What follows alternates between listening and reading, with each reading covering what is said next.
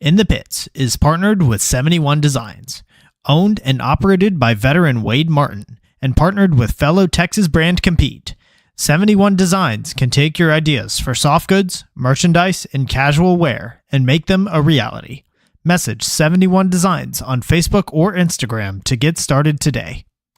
In the Pits is partnered with Podrunners Union. Podrunners Union breaking news. Super limited Union Tech tees and, for the first time, Fiesta medals are available online at podrunnersunion.org. Use offer code PITS for 10% off of your order. Stealing pods for undeserving teams. It's a living. In the Pits is partnered with Mariachi Águilas de Oro. Based in Austin and servicing the surrounding areas, these golden eagles will bring life to any event you are having, from birthdays, anniversaries, holidays, corporate events, or even a simple performance to enjoy. Guillermo Padilla, one of their trumpet players, is also a member of the Texas paintball scene. Visit them on Facebook and Instagram to check out some of their past performances, or give them a call to book them for your event today. In the Pits is partnered with Skull Monkeys Paintball. Equip, engage, excel. In the Pits is partnered with XTPL Events. The Extreme Tournament Paintball League is a series put on by the Lukow family of Paintball Fit fame that gives the opportunity for players to learn and grow together as a team. 3-man, Challengers and Champions X-Ball, Draft Mech X-Ball, and even Youth 3v3. There's something for everyone at XTPL. Not to mention prize tosses, raffles, and the infamous paintball munching contest. Events happen throughout the year, and the prizes never disappoint. Sign up for an XTPL event today on PB Leagues. In the Pits is partnered with Hydra. Designed by players for players, you can outfit yourself in Hydra gear from head to toe. Have confidence that when you make a purchase from Hydra, you are purchasing a well-tested and well-thought-out product, trusted by several top teams, including first-place semi-pro team, PaintballFit.com. I personally recommend their Hydra Black knee pads. Purchases over $100 receive free shipping. Head to hydra.fit to browse their selection and discover the Hydra mentality. In the Pits is partnered with BEM Wraps. Behind every mask is a unique and creative player. Tap into it when you order your next custom headpiece. Their Build-A-Band lets you communicate with them one-on-one to make your order just the way you want, all the way down to the color of the stitch. Check out their Instagram at BEMWraps for drops and build videos of them working on orders. They offer very competitive pricing, so reach out today to get started on your own one-of-a-kind headpiece.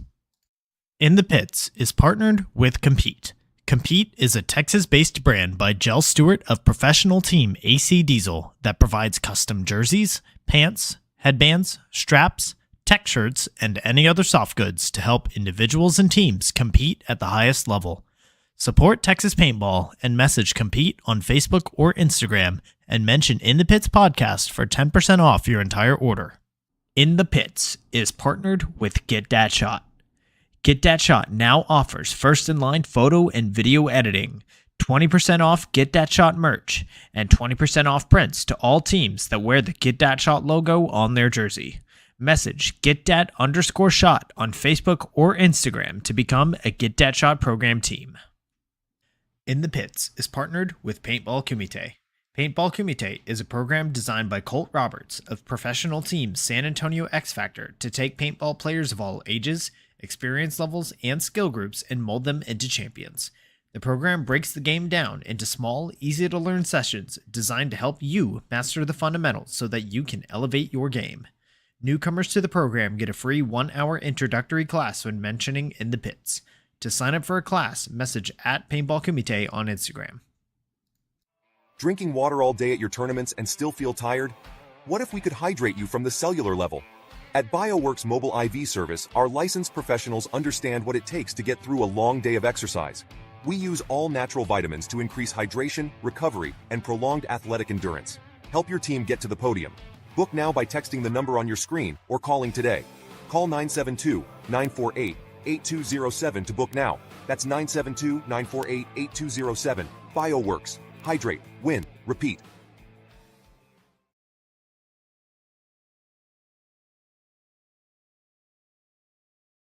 Welcome, everybody, to episode 88 of In the Pits Paintball Podcast. This podcast is focused on everything that has to do with the paintball scene here in Texas, from professional players and teams to new divisional programs, local tournament series, field owners, Texas-based brands, even photographers and videographers. Every week, we'll have a short and sweet episode with a new topic and a new special guest. I'm Christian Dallas Smith. I'm a player for the Texas Titans, and this episode we are going in the pits with Corey Field, new coach for Outlaw Anodizing Warriors. Corey, how are you doing this evening? Doing good. How are you doing? I'm doing great. I'm very happy to have you on. You're a favorite of mine as far as players on the pro field, so I'm very happy to finally have you on the show.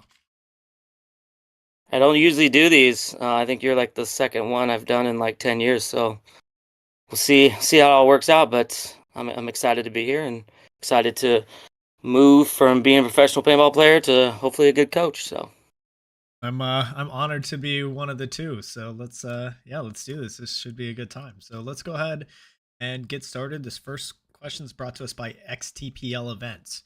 So for those listening that maybe don't know about you, how long have you been involved in the tournament paintball scene? ooh, 98? So what, 26 years? Been involved in tournament paintball for 26 years since 1998. Man. So Yeah. So what teams have you played for over those years? Well, I mean, 1998, it was kind of woods. Made my own team called the Carnival Clowns. We played World Cup. Beat our amateur A team, which was the Jacks Warriors. Barely lost to the pro team, but Carnival Clowns was at novice back then because it was novice, amateur B, amateur A, and then Exile, which was amateur B. We won Chicago in 2001. And then after Exile, I went and played for the Naughty Dog Silver team, which was amateur B, which was under Rocky's wing, as you could say, Rocky Newth. And then after the Naughty Dog Silver, it was Naughty Dogs Pro in 2003, and then played with them for a decade, and then made Seattle Thunder until its sale in 2020 at the end of 2022, and then played for the Ironman at the end of my career. So yeah, we are. Say end of your career, do you mean to say that there's you're pretty much done playing professionally, or do you think there would be a time where you would come back? I mean, I still play, I guess, professional ICPL 10-man with Farside, just because it's mechanical and I love it. For me to come back, I think the change would have to be like less pods or anything like that, because my position as playing as a back center guy, shooting 8 pods at a gap for me is kind of boring. But I tell you what, when I played France with Team USA 2 years ago and we played 2 pods and a hopper, that was exciting because, you shoot and you had to go. So I think if they changed it to 4 pods and a loader, I might come back. But if they don't change that, which either way, I probably won't come back to the Pro League in NXL. Gotcha. Okay. All right. So with all of those years of experience, what does that come out to as far as like how many years you were in the pro division? Like close to 20 at this point, or? I started my first pro event was Huntington Beach 2003 till the end with the Ironman of 2023. So 20 years. Awesome. Wow. Not many people can say that. Yeah, I mean it was a good run. Sure. Got to travel around the world, so it's always good. Absolutely.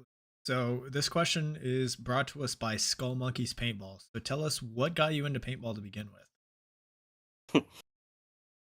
I know, I mean, a lot of people have that typical, I went to a birthday party and played paintball. Mine's a little different. So I have a twin brother. We're identical mirror twins. He's left-handed, I'm right-handed. He played paintball first, like 1997. So I was 15 years old. And back then, how we talked to our girlfriends was AOL Instant Messenger at night. There was, no phone calls. It just was easy on AOL Instant Messenger. Well, talking to my girlfriend, my brother wanted to talk to his girlfriend. I told him to get bent. And he proceeded to shoot me in the back of the head with his paintball gun. And we proceeded for the next 3.5 hours while my mom was at work to play paintball in the house. And that's what got me hooked. Oh, man. We both got a beating because we had tables obviously turned over with paintball marks all over them. So my mom coming home at 1 a.m. from her shift wasn't very happy, but that's what got me into paintball was my brother shooting me in the back of the head. I love it. Yeah, there's a few people that I've talked to with their intro to paintball story. It's like they wanted to go play in some way, but then they just got absolutely destroyed either by their dad or their uncle or whoever, and then they just got hooked from there. Uh, that's definitely interesting start to get you into it versus keep you out of it. Yeah, I mean, we're twins, right? So we have the if one's playing something and we're competitive, I'm gonna start it too and try and be better than him. So it worked out. We're definitely glad to have you in the sport. So okay, so the next question is brought to us by Pod Runners Union. So over your time in paintball, what are some things that have changed within the scene, either for better or for worse? Man, that's a lot in what the 26 years. I mean, what's changed? I mean, with every industry, change is good, right? And we all have to adapt to change. Like, when we're working, all that stuff. If you don't adapt to change, you're just gonna sit back and die with the rest of us, right? So, what's changed is paint prices are cheaper, for sure. I mean, when I first started playing paintball, a a case of 2,500 rounds Nelson was $110. That was terrible paint, like plus or minus 40 on the chrono. Maybe if we might be able to shoot something from 25 feet away, but that was the cheapest paint. And then you had the most expensive stuff, which was RP Share Ultra Evo Yellow Marbleizer that was $160 a case that shot like a dream. So anytime these kids tell me $45 for a case of paint is terrible, I just tell them you're lucky, very lucky. Um, you know, back in the day, I would say not back in the day, but 2003, right? We were walking 8 fields a day for 8 hours because it was all blind, and we had to walk every field, no matter if we had to play it or not. Because if we didn't play it in the prelims, we might play it in the finals, right? So, everybody that's been able to practice a layout for 1 to 2 weekends, and you only have one layout, should feel lucky that they're not walking around the field for 8 hours a day, just sometimes bored or, trying to find these small little gaps, just and you should already know them here this day and age. Um, the transfer from, I say, 7-man, 10-man to X ball was needed for the vitality of the sport, showcasing it throughout the world and everything like that. I know a lot of people complain about having to practice the layout and it should be blind. For me, when we go to the Olympics, right? Peekaboo Street always got to test her runs before she actually played the Olympics, did her skiings and everything like that. I think paintball should be the same way, right? We get to practice, 1 to 2 weekends on the layout just to try and get better and do trial runs as we would call it, right? So, for better or worse, paintball's in a good spot, and I'm excited what Tom has been doing for the NXL, getting Hertz and everything in here for outside sponsors and everything like that. So, hopefully we can just keep going forward. Yeah, and with the news that Vegas completely sold out, as I think they said it's the biggest non-World Cup event that paintball has ever had. So Tom's definitely doing some exciting things.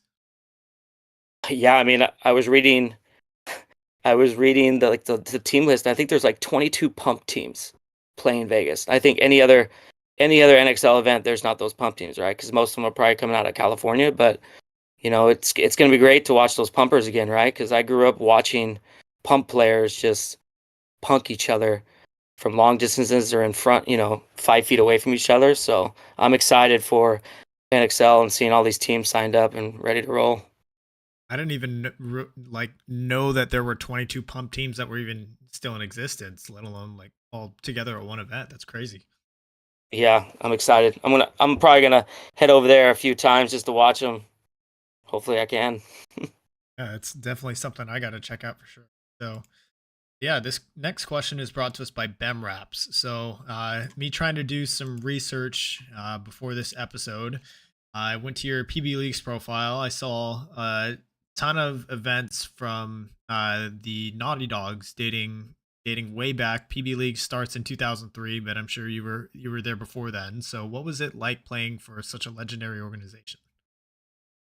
I mean, when I started paintball with my brother on the outdoor side instead of playing indoor, all we heard was about this amateur B team called the Naughty Dogs, and if we wanted to get better, go and practice them, right? So my brother and I would do anything we could. We would take the bus to Albany where they were out of, and walk the mile with our gear bags to practice against them. Just playing for them. It made me who I am today. Rocky Newth, which I don't know if anybody knows who Rocky Newth is, but he's a very intelligent person, has 2 to 3 degrees, engineering degrees, was really high up at Hewlett Packard, and ran paintball on the side, I guess you could say. But you know, he ran paintball as professionally as possible. We had a curfew every night when we were with the team. If you were 21 or older, you couldn't drink before the event. There was a buddy system, so none of us could go out by ourselves. There was 2 or 3 of us at all the times that would walk to stores and stuff like that, just for safety precautions. Um, and traveling around the world with the Night Dogs, my brother Rocky, and playing paintball for free and getting paid when we won events was amazing. I was happy when Rocky picked me up, and like I said before, it made me who I am today. And I think if it wasn't for him, I probably would have played maybe a couple more years and probably done something else with my life. So it was amazing, and yeah. Oh, I'm oh, that's awesome that you got that experience with him. I know Colt Roberts, who is a very close friend of mine and big mentor for me and my team. He got to play with them just briefly, but he definitely echoes kind of similar things about Rocky. It seems that a lot of players that were around him at the time went on to kind of do some pretty amazing things within the sport. Yeah, Rocky saw, when he saw talent, he took it, right? And no matter what you were good at in paintball, he always found.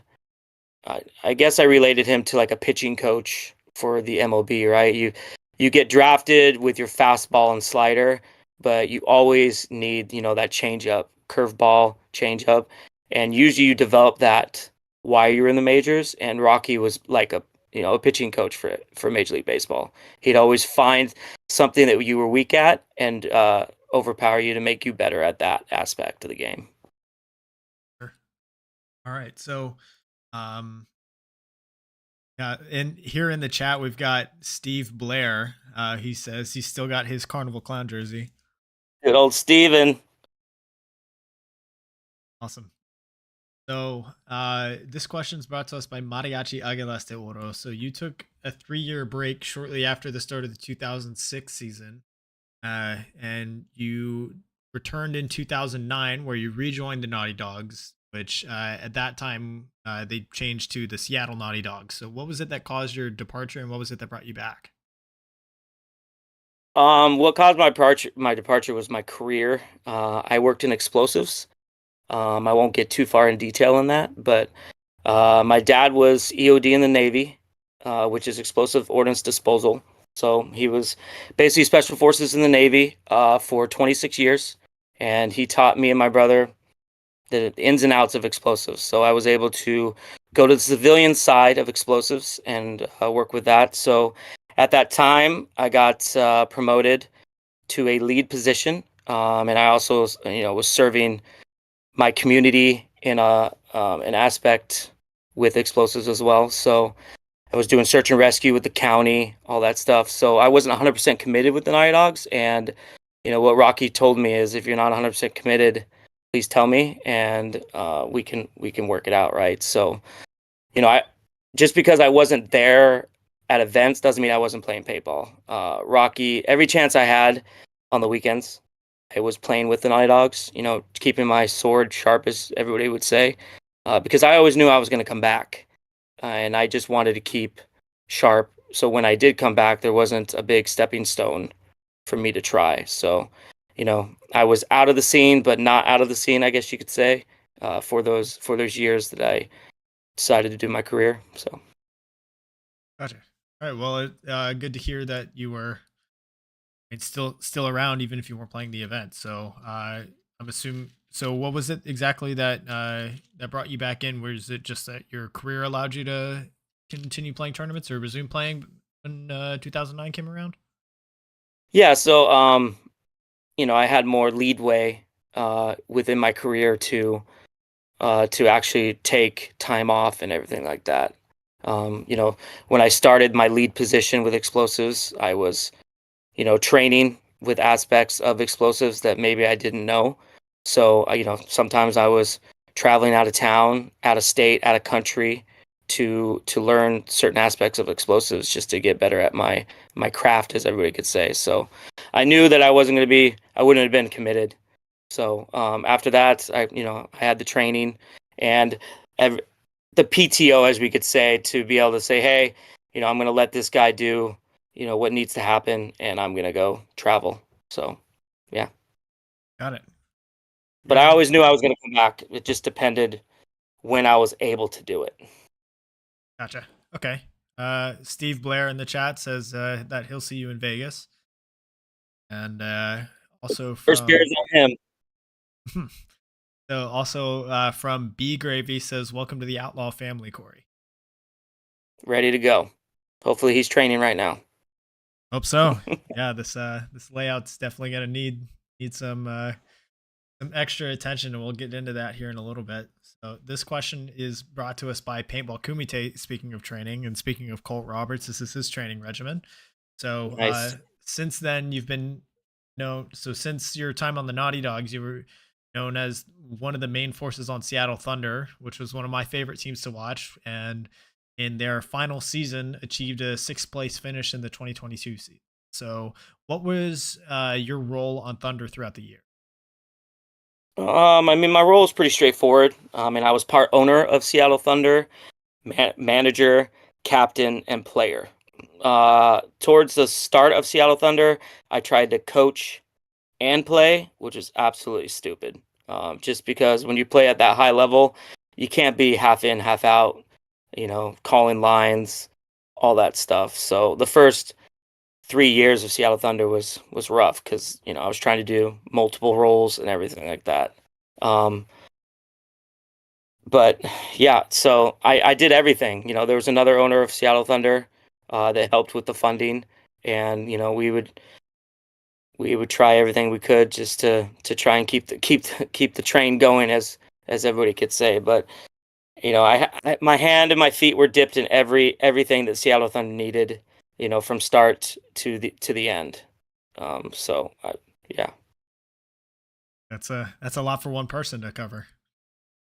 it was pretty easy, except for the coaching part, right? Just because you know I don't see, if I'm playing, I don't see what the other team's doing, right? So I knew after year 3 that I needed to get a coach and focus on myself playing, and the coach focus on coaching. Right, right. Yeah, I know in kind of lower divisional, there's there's I guess a mentality that having a coach is great but not necessarily required in order to do well at like the division 5 through division 3 or division 2 level. um were you typically a player coach as you were coming up through the ranks, or what? I guess what was it that made you take on that role? I'm I mean, when I came through like professional paintball, we were, with Rocky, we were 7-man, 10-man, 5-man, 5-man X ball. And Rocky hired a coach, right? So I didn't, I just focused on playing through my career until Seattle Thunder, right? When we started Seattle Thunder, we went through the funding and everything like that, and I was like, yeah, we're not gonna be able to hire a coach for a while, so I'm gonna try and coach and play just to make the funding cheap, because we wanted, myself and the other owner wanted to make it as cheap as possible for the players, right? Because they're professional athletes. So we paid for everything except their plane ticket. just so they could just focus on being the best they can be on the field, off the field. And, with that, sacrifices had to be made, and not be able to hire a coach and pay them for the first couple years was one of those sacrifices. Gotcha. I know even until somewhat recently, not every team in the pro division had a coach. Um, would you say like at what level do you think having a coach is required in order to succeed in a division? I honestly, I think it depends on what event you're going to play.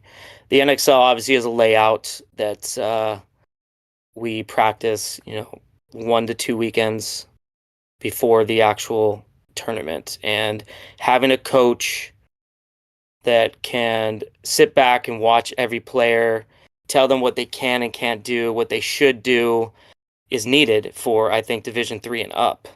If you're playing like, we'll say WCPPL, if you're D5 to D3, blind layout, you guys are just practicing drills before the actual layout. I think you guys can get away with not having a coach until, D2 or D3 in Premier for WCPPL. I think you will need a coach if you want to go far within, we call it Sunday, right? But, there are definitely some leagues out there that coaches are not needed if you can't afford it. But if you are playing the NXL at a semi-high level, I do feel like you need a coach that can keep the pits, calm, call lines, and just keep everybody focused on the job at hand instead of having, maybe somebody's dad, that's out there, maybe is or isn't, supporting his or her son only. And then players, if they start losing, they start saying, hey, why is your son playing all the time, et cetera, right? Having that mind that just is focused on winning is needed, just for the morale of it, I feel, of everybody within the pits. Definitely, you can very quickly lose games because of pit management if it's not handled properly. Oh man, I agree. I watched pro teams at World Cup just dismantle in the pits, yelling at each other, throwing pods at each other. Then all of a sudden, those two guys are cooling themselves down, and they're called, and it's like, hey, where are they at? Well, they're behind the recycle booth, calming themselves down instead of focusing on the game. So, yeah, having a coach that everybody respects, and understands is definitely needed. Definitely. In the chat, Steve Blair asks, wasn't BW coach for the Naughty Dogs? He was coached at the X Ball towards the end. We had a lot of coaches. We had Drew. We had BW. BW is probably 2008 to 2010. I think BW was our coach. I Just mean, we couldn't tell him for no. just for everybody who's listening, maybe isn't familiar who BW is exactly or what those initials stand for. So BW Dunn is Bond Dunn. He was one of the sales reps for Oregon for all the way back to Draxis. So Draxis, GI Sports, Core. He was the main man in the Northwest that would supply us paint as field owners for decades. He was a guy that if you called it Friday saying I need 10 cases of paint, he would drive the 5 hours to go deliver you 10 cases of paint. So now he's retired and shark fishing in Miami. So if anyone wants to go shark fishing, hit up BW Dunn. Good for him. All right. So this question is brought to us by Bioworks IV, who is a one of my teammates on the Texas Titans. He's going to be doing house calls, doing IV hydration in Vegas. So if that's something that you need, or if you feel like you need that extra bit of energy going into Sunday, give him a call. So one thing that I enjoyed about Thunder was how many breakouts they seemed to win, which seemed to be largely due to your shooting off a break. So did you have any specific drills or techniques that you feel helped you to be a force off a break? Oh man. I wouldn't say it was all me. I would say it was more of our practice regiments. Between me and Map Chim, we played paintball for a long time, and we were okay with taking chances off the break. Standing out in the middle of nowhere, trying to get that extra 3 inches of a gap.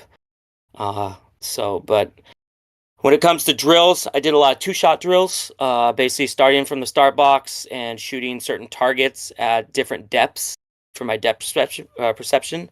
A lot of people just shoot at one target that's maybe 80 yards down range, and if you are trying to, I mean, that works if you're trying to shoot just one lane, but how to make yourself a great off-the-break shooter is your first two shots at the nearest bunker, because your first 2 or 3 shots is the one that's going to be accurate enough to hit that person, and then switching to a closer bunker for the fast front guys like Jacob Edwards and all those guys that love to shoot and then maybe dip to a D1 or anything like that. So I set up multiple targets on a layout, different depth perceptions, and I just did two-shot drills for hours. Obviously it helped me a lot since I worked at a paintball field, and I could set the field up and then practice it for 3 hours and then go home. But this stuff can be done early in the day, on Saturday when everybody's just getting ready. Just 2 shots, guy stands behind you, hits a buzzer, and you're just going to town all the time. I would say that was probably the best one that I did, and also just running and shooting at the same targets for depth perception as well, right? Because as a back guy for me, I stayed in the back a lot, but when I did move laterally or forward, most of the time it was because when the people are close. So me shooting, running and shooting to keep those guys in or trying to get accurate enough is definitely needed. And and then you can do the same thing, targets 50 feet, 20 feet, 40 feet, and just go lateral or forward, because accuracy is key in any position for the NXL or in any league. Definitely, and I know that there's that breakout stat which gets thrown around from time to time, where at least in the pro division, the team that wins a breakout goes up one body, usually wins like 70% of the time or something crazy like that. So I know that breakout shooting definitely needs to be a priority, especially for teams this weekend practicing the new layout. Yeah, I mean, people are going to be standing in no man's land trying to get those angles, and if your head's not on a swivel, you're going to lose people quick. So, should be exciting. Definitely.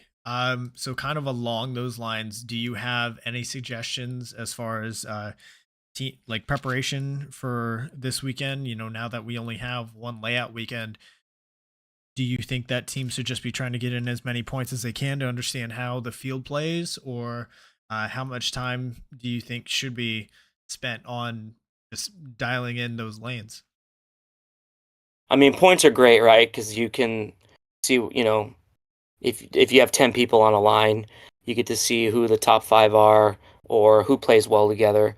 But, you only have 2 days on this layout, possible 3 if you can afford the, $400 to practice for an hour down in Vegas.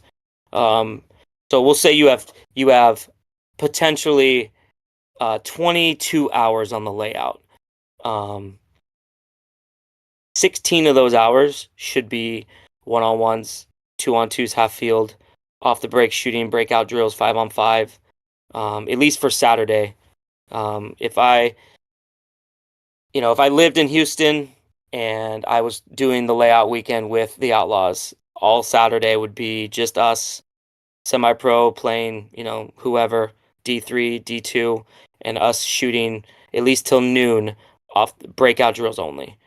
And different people standing different spots just to try and get those angles and seeing who can get shot off the break and all that stuff, because we can all play 5-on-5 and get to the snake one and the Dorito one, but if we don't understand those shots, somebody on somebody else's side of the snake, if he doesn't know those shots, he's useless. So My suggestion is progression drills, off the break shooting, and breakout drills for at least your first 10 hours of this layout. And well, that's definitely a lot of time that needs to go into that preparation. But I mean, understanding those shots and then you start to understand, hey, what's actually possible. What spots can we go to? What spots can we stop? Uh, yeah. And here in the chat, we've actually got some similar questions. Like, yeah, from yeah, from Steve Blair. He's asking what you think of the layout, and we'll get to that. I think here in a little bit because it's a doozy. Hold your horses, Steve. We're getting to it. Yeah. And Chris Harrison here in the chat, who is he's Cooper Harrison. I don't know if you've seen on Instagram or Facebook or whatever, the kid with the mohawk that's been tearing everybody up in Texas. But he's I Chris, are y'all going to be going to Vegas as well? I know that they've been kind of on the grind, so I'm excited to see what they do. Excuse me. So this question's brought to us by FU Athletics. So throughout your entire career, do you have a single favorite moment? Man, I guess one is a moment, and then one is just paintball. I would say the moment would be obviously playing with my brother, my twin brother, at our debut of 2003 professional paintball. I think we might be the only team, the Naughty Dogs, to do it, where we won 5-man, 10-man, 7-man, and a Pro X ball all in 1 year. And I was able to do that all with my brother. So that's something I'll always be able to remember and, talk to him about when we actually do talk paintball. Mostly it's remodeling his house right now. But the other is just, being able to train the younger youth, right? I've continued in paintball and worked at the paintball field just so I can, bring up, the 14 to 22-year-olds that want to maybe they see themselves as wanting to be a professional paintball player. And I've been very blessed to be able to train as many people as I can to help them with that goal. I love that feeling. I was an elementary teacher for the last couple of years, and I've also gotten to work with a ton of kids and teenagers throughout the last probably 2 or 3 years. And one of those is Cooper, who's actually just popped in the chat. He says, what's one piece of advice you would give the youth players that want to become a pro player? Understand that it's not going to be easy, and you have to designate your time and sacrifice, right? Like me and my brother were very good at baseball. We played Legion baseball during our high school years, and halfway through high school, our coach basically said, "Hey, you got to pick. Either you're gonna be really talented at baseball or go play paintball." And my brother and I had to make that decision to sacrifice baseball for paintball. I mean, people can do it now because school's a little different, but you need to understand your limits. Coming from youth all the way up to pro, and understand the limitations of what you can do on the weekends, right? And as soon as you understand that, you're gonna grow. And I also suggest that from D4 all up to semi-pro, if there are better people 2 hours away, find a way to get those 2 hours away. If you, obviously PB Fit is probably the main field in Texas, if I'm not mistaken. I'd be there every weekend, no matter where I lived. If I lived by the border of Mexico, I'd be driving to Dallas to Paintball Fit, and I'd be trying to play against the best in the world to get better. Solid advice. Yeah. And Cooper actually, he does live in Dallas, and his team does play at Paintball Fit. He also is saying that he's trying to play as much as he can and travel, but he's also trying to save up because Cooper was recently selected for the second round of tryouts for Team USA U16. So hopefully France as well is on the docket for him. Yeah, playing for USA obviously would be amazing, and I congratulate him for making the second cut. I would, obviously what you did the first cut, take that and start practicing what you did. Those drills that Ryan, Marcelo, Tyler put you through. Be your best at that. Going into the second round because they were. I watched all those youth kids, U19, U16, play in France 2 years ago, and they had a lot of talent. So there's gonna be a lot of people you're gonna be competing against. So get that one shot down, that off the break shooting, and that communication down pat, and you should be good to go. Sure. So yeah, this next question is brought to us by 71 Designs. So for the upcoming NXL Las Vegas event, you're coaching the Outlaw Anodizing organization, which is the team here in Houston. So how did you come to connect with those guys, and what did you see in them that made you want to make the jump to coaching specifically that team? So I don't know if a lot of people know Norris Ross. He is one of the guys that it's helping the Outlaw organization, just with sponsors and stuff like that. He was actually my team manager the last 3 years of Seattle Thunder. So he was the guy that drove 13 hours to an NXL event with all my coolers, my pods, um, picked people up at the airport for me. He did a lot for me. And when he called me and said his coach wasn't able to commit for the 2024 season, I told him I would think about it because that was right after I had left the Ironman. And I was getting a lot of coaching offers from pro to semi-pro. And what I guess what made me decide is, I don't know if a lot of people know me, but used to coach Phoenix Rising at the WCPPL, and they were all the way from D5 up to Premier. And I feel like me coaching numerous lines or helping numerous lines, work up within the ranks, right? From, because D5 moves to D4. Maybe one guy's playing really good, he moves from D4 to D3. I think my coaching habit helps big organizations. And when he told me he has roughly 90 people within his organization, I think that was the deciding factor for me. Obviously, he's a really good friend of mine, but friendship only goes so far in paintball. But I feel like for me, my first year coaching only NXL events, instead of playing, coaching a big organization like this instead of focusing on a semi-pro team only or a pro team only, uh, I felt was better for me. So that's why I chose the Outlaws. Got it. Yeah, I can definitely appreciate that. So, going into Vegas, which I know Outlaw has lines pretty much from top to bottom going, and I know they have semi-pro D2. I believe they have a D3 and possibly a D4 as well. Um, hmm so, which of those lines are you going to be involved with as far as at the event, and why those lines? So Norris is on the D2 line, and that's technically what he wanted me to coach was the D2 only, like focus 100% on that line.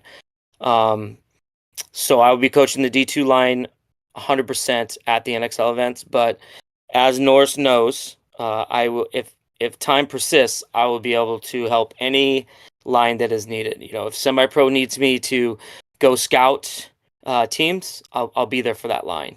Whatever makes the organization better, I told Norris that I am for. So if D4 needs, like I said, a pod, well, I won't be hasty. I won't run pods, but I'll fill pods in the pits. Whatever those lower or higher divisional teams need from me from Outlaw, I will do. So just because I'm only coaching D2 fully doesn't mean I won't be part or in the pits from the other divisions when it comes to the NXL. Gotcha. Yeah, and I guess another question that I had there was I also know that one of your former teammates, Kyle Warner, is also going to be playing for Outlaws, and that he's going to be playing on that semi-pro line. So, were you part of the process as far as bringing him over, and why not coach his line as well?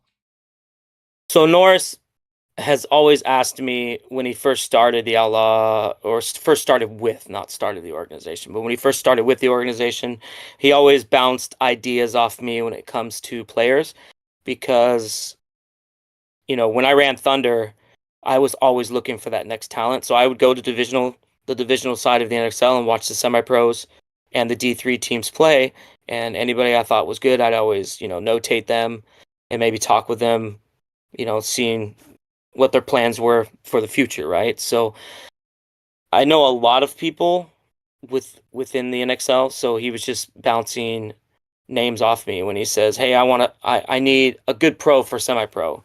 And I know Kaido had just left the Ironman, and had always reached out to me and said, "Hey, man, if you know anybody that needs somebody, please think of me." So when Norris reached out, I was like, "Yo, I got the perfect guy for me."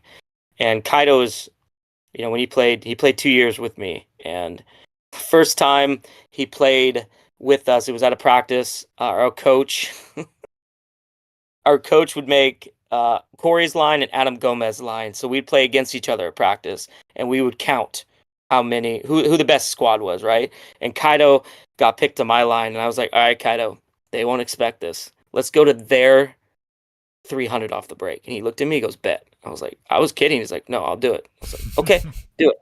And he ran there running and shooting, and he made it, and we won in like 30 seconds. And I think Adam got put on notice that I wasn't fucking around. That was a long year because we shot each other a lot. But Kaido will do anything for his teammates, and I think it's a good fit for him. I tried to get Patty to go on the Outlaws too, but he was focused on trying to play professional paintball for 2024. But the team is bigger than one person, so just because Kaido and I are really good friends, doesn't mean that I should coach that line. They had a coach that helped coach all NXL World Cup, and for me just to step in and say, "Hey, I'm coaching," Norris and I talked about it, and they talked about it within the organization, and I think we all felt that the coach that coached them at the NXL World Cup would better fit them. And again, as I always I offered them, like, "Hey, if you need me, if he needs help, I'm all for helping. Whatever we can do to win. I don't have to be coaching as long as the organization is successful." Sure, yeah, I love it. And here in the chat, some more Outlaw members are chiming in. Ryland says, "Hey Corey, welcome to the Outlaw org. Excited to have you on board." He also says that he's going to be the one on pod duty, so never fear there. Thank you, God. So also from B Gravy, he says, "Corey, what coaching style are you bringing to Outlaw, and how do you measure success?" Well, first of all, I don't think we should say that on a podcast where everybody should watch, but I'm a guy, when it comes to coaching style, is I will do anything. Like I'll run to their side off the break first point, or I'll play defensive. I try and switch it up just because I don't want them to. I just don't want to be a guy that does one trick pony. So that's what I'll be bringing coaching style to the Outlaw organization without giving out everything that I want to do. And what was the second question? How do you measure success? I mean, as a team, right? If we are growing, so say, we go, God forbid we don't go 0-4, right? But if we go 0-4, we lick our wounds and we come back and we go 2-2, that's how I'm going to measure success, right? I want this organization to, everybody who's playing D4 move up to D3 the next year. Everybody's playing D5 move up to D4, et cetera, right? So that's how I'm gonna measure success with this organization and in general, right?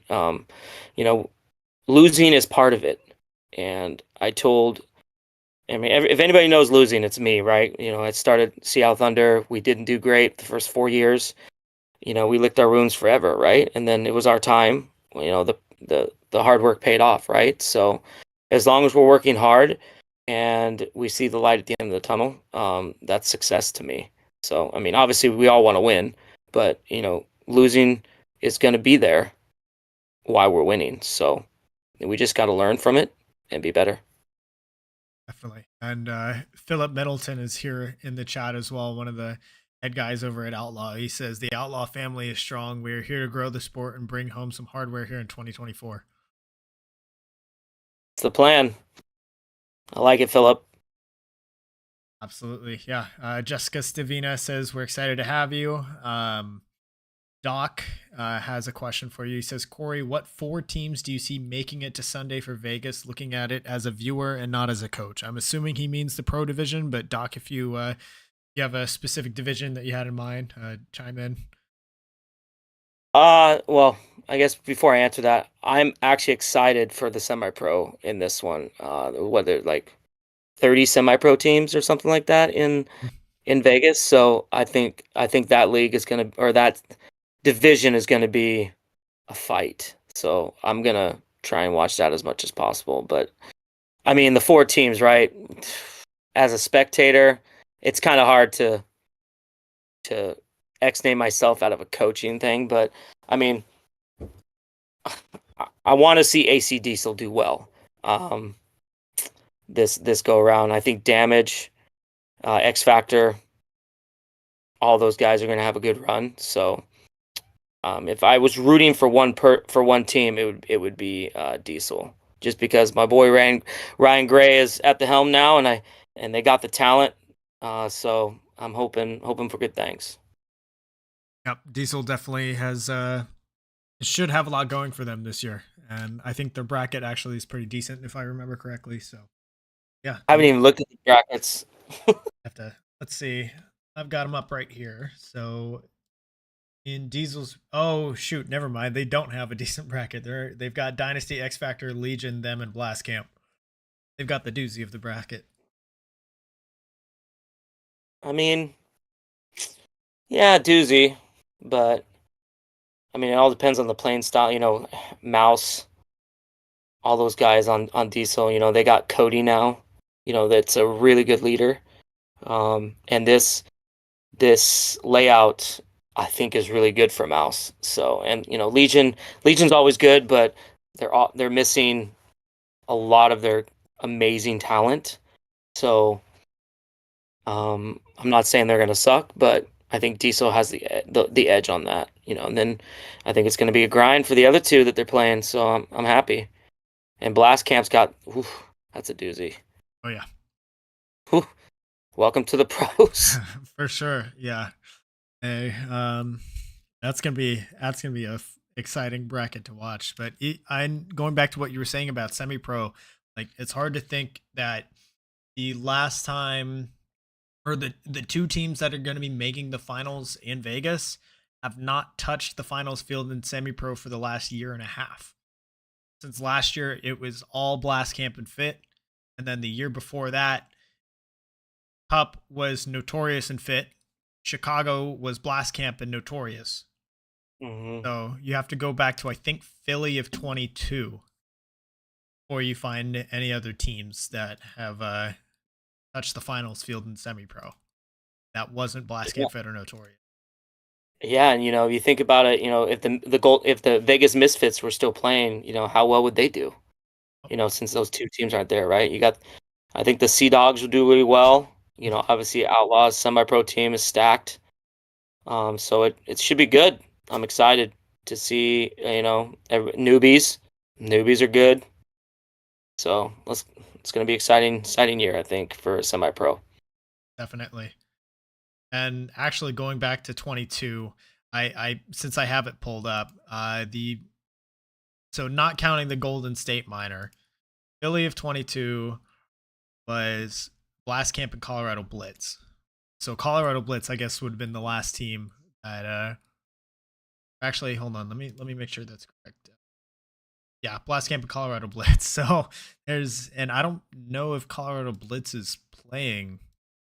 I think they're Denver Altitude now. I think they switched their name to Denver Altitude. Okay. I think most of them are still playing. They're just under a different name. Gotcha. So they got CJ, Eric, all those guys played for Rising Premier for me. So, they play really well. So, they can always put it together. Hopefully they do. Definitely. Definitely. All right. Yeah. So this next question is I'm sure a lot of people want to hear your answer on this. So the layout dropped a couple of hours ago. Do you have any initial thoughts you'd like to share on it? Man, so this is probably, I mean, since Dallas, that minor, this is, I mean, I saw a lot of people online say that this layout is garbage and et cetera, et cetera. I'm excited to see what Jason Trojan does, just because the NXL obviously is trying to move forward when it comes to layouts. So the initial thought, let's see here. What do I say without giving away what I really, really like? I can tell you this, whoever gets wide and gets to those wedges in the double snake, those two wedges kill everything. The middle guys can't survive. And there's not a lot of people that can stop those guys. So it's going to be a race, I feel, to those wedges and getting those kills, right? You know, unless the middle guy is locked on them and gets a lucky shot when the guy comes up. There's going to be a lot of people standing out in the middle of nowhere. I think, honestly, I think this layout, Rainy from Damage, is going to love, because he's a guy that takes so many chances. And if anybody in this chat is, you know, Division 4 up to semi-pro, I recommend you guys watch Rainy to see if you know, if you guys are wondering if I should shoot here and move. Rainy's gonna be the guy to watch when it comes to this, because from my initial just standing there, putting the layout up in high winds today, you're gonna stand back there, shoot, and move to your secondary super quick. So yeah, that's all I'm gonna give out until you see me coach. So All right, fair enough. Yeah, this I was not able to play that Dallas minor back in 22. I was very much injured, unfortunately, and I was a little bit sad I never got to play that. But this one's definitely looking like a race, if nothing else. yeah, I think this layout's gonna people that can play every position is going to show their talents on it. I've preached it for many years that if you want to play X ball at a high level, you need to learn to be able to run to a secondary off the break, or start in the back and be able to get to the snake really quick. So this layout shows all three of those positions really quick. And if you are a guy that can adapt to that, I think you're gonna love this layout. If you're a guy like me that likes to stay in the back and shoot and maybe rumble your way somewhere, this might not be the layout for you. So I'm gonna play it this weekend just because I play, you know, I'm coaching, and playing a layout helps me coach. So I'm excited to play it and see what I can and can't do on it. For sure. Yeah. I know I'm looking forward to how X Factor's gonna do with all of their snake pickups. They seem to have stockpiled those. They've got Axel, they've got Billy, they picked up Ryan Hoskinson. I'm sure Tim Stetzel can play that fast roll as well. So this might be a layout that they can send some pretty unique packages out that other teams can't. It's like Ryan Brand knew that Jason Trojan was going to make this layout, so he handpicked all the good snake players. So whatever Ryan Brand's doing and what it has over Jason Trojan, I want to know so I can do it. All right. So yeah, there we have it. For anybody who's here listening live, first, thank you for tuning in. If you have any questions for Corey, go ahead, get them in the chat now, because we're getting to the end of our show. So this next question is brought to us by Get Dat Shot, who's NXL Pro Media. He also just recently got announced that he's going to get his drone license so that he can fly them at the upcoming USXBL event at the end of March, and also at the NXL Lone Star Major when that comes to Texas. So if you're needing any media coverage, reach out to him. So are there anybody in paintball, either teams, players, brands, or projects that have caught your attention lately? Who do you think deserves more recognition for what they're doing?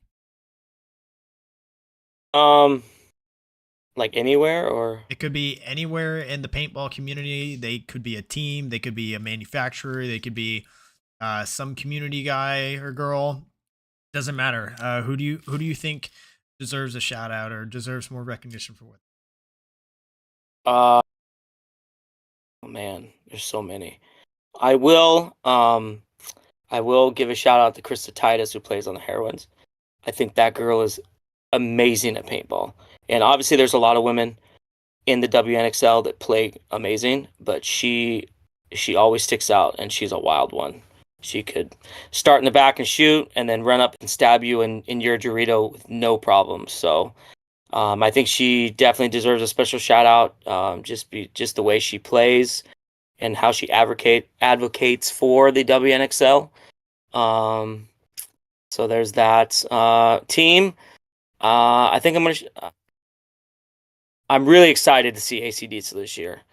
And I know I've said it before, but I think Ryan Gray and I have known each other for a long time. Like he was, on Texas Storm, worked for Key Action. Uh, Ryan was there when we had a paintball player actually die at practice for the Naughty Dogs when we were practicing Texas Storm. So we've always had a good connection. And when he announced that he was going to be with Diesel, I was super excited. So I I really, again, am excited to see AC Diesel and see what Ryan can bring to the table. Um, obviously, Mike Kinman and Chris Rangel are doing really good things in Texas for their leagues.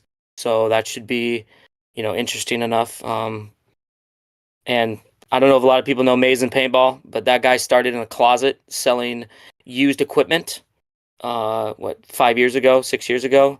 And now he's got a big storefront in Texas, and he's sponsoring teams, 7-man, 10-man, giving back to the community. So giving a shout out to Maze and Paintball is definitely needed, because he has grown from being a small closet selling stuff to now a big dude in paintball. So yeah, that's about it. There's so many people I could name, but I'll keep it simple. Yeah, shout out to Nick Mays. He actually, while he was still in his closet, he sold me my first paintball gun. And it's been great to see him grow into what he is now, which is like a physical brick and mortar storefront in the north side of Dallas. So yeah, shout out to you, Nick.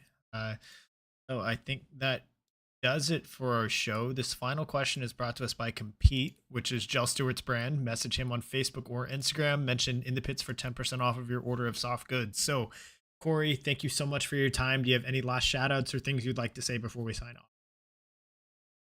Oh man, shout outs. Well, obviously, I mean, we can't do without our significant other, right? I've been blessed to travel around the world and do things I love just because of my wife Janelle at home, that holds down the fort with my German Shepherd and all that stuff. So let's just give a shout out to her and say thank you for everything she, I wouldn't say allow, but sacrifices for me to be able to still be in this sport. And so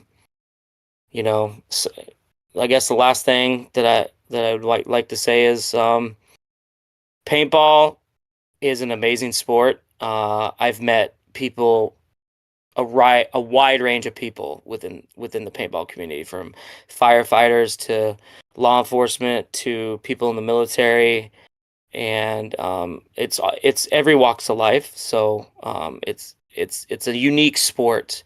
So anybody that's watching this that maybe has only played a few times, just continue, because I've known people that has started their careers because they played paintball against somebody and they got a job with that person, and now they're just very successful at whatever career they decided to do. And last but not least, obviously I'm going to shout out the best paint in the game, which is GI Sports, Key Action Sports, Core, that same company throughout paintball. If you guys haven't signed up your team for Vegas, I would suggest do so, because GI Sports is almost out of spots. And if you want to win, shoot the best. Absolutely. All right. So I think that does it for our show. Everybody online, thank you so much for tuning in. Be sure to go follow Corey on Instagram at ThunderCoreyJ_ on Instagram. So, what other guests would you all like to see on the show? Be sure to leave a comment down below. While you're at it, hit that subscribe button. Show goes live weekly here on youtube.com/at inthepitspaintballpodcast, and recordings are posted to YouTube, Amazon, Apple Podcasts, and Spotify the next day. I give a quick shout out to my partner and sponsor tier subscribers on Patreon: FU Athletics, Get That Shot, Paintball Kumite, Compete, Bem Raps, Skull Monkeys Paintball, Hydra, XTPL Events, Mariachi Aguilas de Oro, Podrunners Union, 71 Designs, and Bioworks IV. So we will see you guys next week for episode 89. Stay tuned for the March schedule. We'll likely be doing an episode on Monday just because I fly out to Vegas on Tuesday afternoon. So yeah, expect to have that then. And then, I mean, right after Vegas, we're the week before USXPL pretty much. So yeah, pretty fast turnaround. Yeah, we'll see you all next week. Corey, thank you so much for your time. Thank you for having me, sir.